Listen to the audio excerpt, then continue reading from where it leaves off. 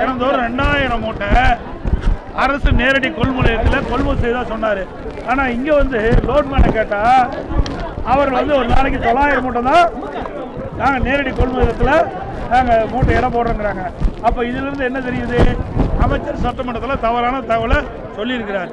அவர் சொன்ன மாதிரி தினந்தோறும் 2000 மூட்டை இங்கே நேரடி கொள்முதலில் இடம் போட்டிருந்தா இன்றைக்கி அந்த மூட்டை இடம் போட்ட மட்டும் இல்லை, இடம் போட்ட மூட்டையெல்லாம் இங்கே அடுக்கி வச்சுருக்குறாங்க. இந்த மூட்டையெல்லாம் லாரி அனுப்பாதனால இந்த மூட்டையெல்லாம் எடுத்துகிட்டு போக முடியல. இந்த மூட்டையில் குடோன்லேருந்து வெளியே கொண்டு போகாதனால புதுசாக விவசாயிகள் கொண்டு வருகின்ற அந்த நெல்லை எடை போட்டு வைக்கிறதுக்கு இடம் இல்லை. கிட்டத்தட்ட 15 நாளாக இந்த காட்டூர் பயிலுக்கின்ற மக்கள் தங்கள் நிலங்களில் விளைந்த அந்த நெற்பயிரிலிருந்து இந்த நெல் மணிகள் எல்லாம் மூட்டை பிடிச்சி இன்றைக்கு பல மூட்டைகள் மழையில் நனைஞ்சு முளைச்சிருக்குது. சாலையில் நெல்மணிகள்லாம் குவிச்சு வச்சு முளைஞ்சிருப்பதா நேரடியாக அப்படி செய்தியாட்டி சொன்னாங்க. இதை பார்த்துங்க.